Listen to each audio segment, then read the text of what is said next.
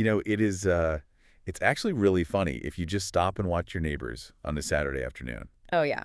What are they up to? Well, you spend all summer out there, right? Yeah. Sweating, pushing a lawnmower around the yard. Right, the endless weekend chore. Exactly. You cut the grass down to the dirt, and then literally a week later, it's completely back. It never actually stops. It doesn't. It practically feels immortal, Yeah. Like the Terminator of the plant world. It just keeps coming back, totally oblivious to your weekend plans. That is a very good point. Grass is remarkably stubborn. But then you look at the crops that actually keep humanity alive.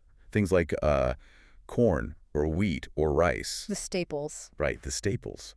You plant them, you baby them all season, you harvest them exactly once, and then they just die. They just give up. Yeah. You have to start the whole exhausting process all over again the next year. It's this massive biological contradiction hiding right in plain sight. It really is, yeah. Like, we've surrounded ourselves with these incredibly fragile food crops while the weeds in our backyards just absolutely refuse to quit.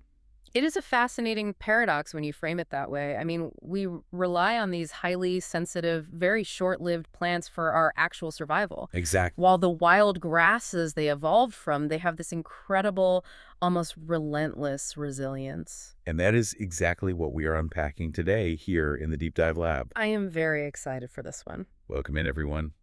This is our space where we, dig into the hidden mechanics of the world. And the mystery we're looking at today is strangely profound. It really is a big one. Here's the strange question. Why does the rice we eat die after just one single harvest, while its wild ancestors can practically live forever? It's a question that has puzzled biologists for a really long time. Right. But scientists have finally uncovered the answer. They basically found a genetic switch that was, well, it was essentially bred out of our crops thousands of years ago. Okay, a genetic switch. Yeah, it involves this biological clock that somehow learned how to hit its own reset button. It's almost like a cellular version of Groundhog Day. Oh, a biological clock that resets itself. Okay, I love this. Let's unpack this. We're really talking about the fundamental difference between annual plants and perennial plants, right? Exactly. So an annual plant lives for just one season, and a perennial lives for many. Right, like my lawn. Right, like your lawn. And most of our staple crops, like cultivated rice, which biologists call Oryza sativa, they're annuals. Okay. They operate on this strictly programmed one-way life cycle. They grow, they flower, they produce seeds, and then they undergo what we call senescence. Senescence, meaning they just age and die. Exactly, they shut down entirely. But if you look at the wild relative of rice, its evolutionary ancestor called Oryza rufipogon, you see completely different survival strategy. Because it's a perennial. Yes, it creeps along the mud and the water, it spreads out, and it can just survive and reproduce year after year after year. Wait, okay, hold on. If a plant has the superpower to just survive year after year without needing to be replanted, that seems like a massive evolutionary advantage. You would think so, yeah. So why on earth would ancient farmers deliberately breed that resilience out of our crops? I mean, that feels like we intentionally crippled our own food supply. I know, it really looks that way to us now, but it was actually a very calculated trade-off by early farmers. A trade-off. How so? It all comes down to a plant's energy budget, because energy in any biological system is a zero-sum game. Right. There's only so much sunlight and water to go around. Precisely. So wild rice puts a massive amount of its daily energy into endless branching. It builds these spreading, complex root systems to ensure its long-term survival against diseases and bad weather. Let me guess. If you're spending all of your energy building a fortress to survive the winter, you're not spending it on making big, nutritious seeds. That is exactly it. The wild plant produces these tiny scattered seeds that shatter and fall into the muddy water really easily. They're terrible for harvesting. Oh, so if I'm an ancient farmer, I'm going to be pretty annoyed with that plant. Very annoyed. Ancient farmers didn't care if the plant lived for 5 years. They were hungry. They wanted food right now. Right. They needed a big yield immediately. Exactly. They wanted all of the plant's solar energy and soil nutrients pumped directly into producing large, abundant seeds on a single, easy-to-harvest stalk. So they just kept selecting the plants that overproduced seeds. Generation after generation, yes. Mm-hmm. They selected the specific plants that poured absolutely everything into the seeds and then basically died of exhaustion. Wow. Okay, so we literally traded immortality for a bigger yield. We did. It was the cost of doing business to feed a growing human population. But, okay, knowing why we did it is entirely different from knowing how the plant actually makes that switch on a genetic level. Oh, absolutely. Right. And for decades, that genetic mechanism was a complete black box to scientists. I can imagine. DNA is messy. Very. They had a clue, though, from a completely different plant. It's a common mustard weed called Arabidopsis. Okay, the lab rat of the plant world. Exactly, the classic model organism. In that weed, they knew the shift from a perennial to an annual life cycle involved cold winter weather. Oh, interesting. Yeah, it's a process called vernalization, and it was controlled by this very specific gene called FLC. Okay, so the plant senses the winter freeze, realizes a full year has passed, and then uses that temperature drop to time its life cycle. You got it. So did the researchers just go looking for that same FLC gene in the rice? They did, but it was a complete dead end. Oh, really? Why? Well, looking for the FLC cold weather gene in rice is kind of like looking for a snowplow in the Sahara. Oh, because rice grows in the tropics. Exactly. Wild rice grows in tropical and subtropical environments. It doesn't care about the winter cold because it rarely experiences it. That makes total sense. Right. And when scientists finally sequenced the wild rice genome, they realized it doesn't even have the FLC gene anywhere in its DNA. Wow. So if this wild rice doesn't use the cold weather gene, how do you even begin to look for the invisible mechanism hiding in its DNA? It's daunting. You're essentially looking for a ghost in the genetic machine at that point. You really are. And this is where the story gets incredibly interesting.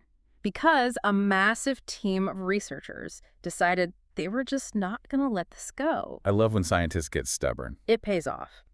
In a landmark study, which was published in the journal Science, researchers led by Dr. Bingson Day, Dr. Jiao Wei Wang, and Dr. Bin Han Okay. from the Chinese Academy of Sciences and Shanghai Tech University, they took on this genetic whodunit, and their approach was monumental in scale. How monumental are we talking? They didn't just look at a handful of plants. They gathered and investigated 446 different accessions of wild perennial rice. Wait, 446, and when you say accessions, you mean distinct samples collected from different geographic locations, right? Yes, exactly. Just to make sure they're capturing the full breadth of the species' genetic diversity. Right. They needed a massive pool of data. And to find this specific genetic needle in the haystack, they used a painstaking technique called creating substitution lines. Substitution lines. Okay, break that down for me. Think of a plant's genome like a massive, multi-volume encyclopedia. Okay, I'm with you. If you want to know what one specific chapter does, you take the encyclopedia of a normal, cultivated, dying rice plant, and you swap out just one single chapter with the corresponding chapter from the wild, immortal rice. So you aren't rewriting the whole book from scratch. You just swap out, say, chapter 4 with the wild version, and then you sit back and observe if the plot changes. That's a perfect way to visualize it. Yeah. But doing this physically with plants is not, a quick copy-paste on a computer. I bet. It's farming. It takes years. Years of crossbreeding, back-crossing, cultivating in greenhouses, and observing the offspring. Wow. They started by crossing a standard cultivated rice called GLA4 with a wild perennial rice called W1943. Okay. And they did this over and over, creating a whole library of slightly different plants, until they found one specific plant line, which they named G43, that suddenly broke all the rules. Oh man, line G43. So out of this massive library of customized plants, this is the one where the plot actually changed. What did it do? It exhibited a behavior known as floral reversion. Floral reversion. Yeah. So at first, this G43 line grew completely normally. It grew up, it produced a normal harvest of seeds, and it reached the point where a cultivated rice plant would naturally turn brown, dry out, and die. Right, the senescence part. Exactly. But instead of dying, it underwent this massive physiological U-turn. Wait, really? It completely reversed course. It became a zombie plant. Like, it finishes its life cycle, it's supposedly dead, and then it just reanimates. Basically, yes. It abandons its reproductive phase entirely and reverts back to a vegetative growing phase. That is wild. This single plant sprouted up to 70 sterile grass-like secondary branches from its base and just kept on living and growing. 70 branches, so the researchers definitely found their target. Oh, they knew they had it. They mapped the specific zombie growth behavior down to a single location in the plant's DNA, and they named this location locus endless branches and tillers 1, or EBT1 for short. Endless branches and tillers. You have to appreciate it when scientists give a gene a name that actually describes exactly what it does. It is very helpful, isn't it? It really is. But what is actually inside that EBT1 locus? Like, what's the actual machinery doing the work? Well, when they zoomed in on EBT1, they found something highly unusual. It wasn't a standard protein coding gene. Okay, so what was it? It harbored two identical genes parked right next to each other. It's a tandem arrangement that produces something called microRNA 156, specifically MIR156BC. Okay, so we're dealing with microRNA 156. Mm-hmm. And from what I understand, rather than thinking of it as a generic hormone, it acts more like a strict cellular countdown timer, doesn't it? That is a brilliant way to put it. It is absolutely a developmental timer. So how does the timer work? When a plant is a young, newly sprouted seedling, it produces massive amounts of this microRNA 156. Right. High levels of this molecule tell the plant cells, hey, keep growing leaves, keep branching out, stay in the juvenile phase. Okay, stay young. Yes. But as the days and weeks pass, the levels of this microRNA steadily drop. It's a timer ticking down. Ticking down to 0. Exactly. And when the levels drop past a critical threshold, an alarm goes off. The plant stops growing leaves, it starts making flowers, produces seeds, and eventually shuts down and dies. And in our cultivated crops, the ones we eat, that timer is a one-way street. Once the alarm rings, it's over. Game over. But in the wild rice, and in that G43 substitution line you mentioned, you're saying the timer doesn't just ring. It rewinds itself. Exactly. After the wild plant flowers, the levels of microRNA 156 suddenly spike back up in the new buds at the base of the plant. So wow. The timer is completely reset, flooding the plant with juvenile instructions all over again. That is incredible. Yeah. But wait, how does it reset? I mean, swapping out DNA chapters is one thing, but what is the physical trigger that tells the plant, okay, wind the clock back? That is the million-dollar question. Because cultivated rice has the same gene, right? But it can't rewind the clock. So what is the wild rice doing differently? The answer lies in a layer of biology that sits just above the DNA itself, epigenetics. Epigenetics. Yes. Epigenetics is the system of chemical markers that attach to your DNA and tell your cells which genes to turn on and which to permanently shut off. Right, it's the instruction manual for the DNA. Exactly. Yeah. So the researchers looked closely at the chromatin, which is the tightly spooled packaging of the DNA around this EBT1 locus. Okay. And they focused on a specific epigenetic marker called H3K27E3. Okay, H3K27E3. So we're dealing with a repressive epigenetic marker here. Yes. It's essentially a heavy chemical padlock. I like that analogy. Like in normal cultivated rice, as the plant grows up, the cell clamps this heavy padlock onto the DNA right over that cellular timer. Right. It physically condenses the chromatin so tightly that the plant's machinery can't even read the gene anymore, so it forces the plant to age and die. Yes, the padlock literally glues that section of the DNA shut. What we call steric hindrance prevents the transcription machinery from accessing it. But in the wild rice, something truly remarkable happens. After flowering, the wild rice essentially picks its own padlock. It picks its own padlock. Are you kidding me? I am not. It actively removes a chemical barrier to keep itself alive. That is wild. It actively removes that H3K27Me3 marker. The chromatin loosens and opens back up, the DNA becomes accessible again, and the plant fires up that microRNA 156 timer all over again. The biological clock is officially reset. Exactly. They actually observe a plant editing its own epigenetic punctuation marks just to cheat death. I mean, that's incredible. It is a massive breakthrough. But the researchers didn't just stop at observing it, right? Because earlier you said the G43 line was a dense, suffocating clump of sterile branches. Mm-hmm. And just having a clump of endless branches doesn't really make a successful creeping perennial. That's very true. They actually had to play genetic architects with this. Okay, what did they do? Because the G43 line lived, but it grew rigidly upright like normal rice.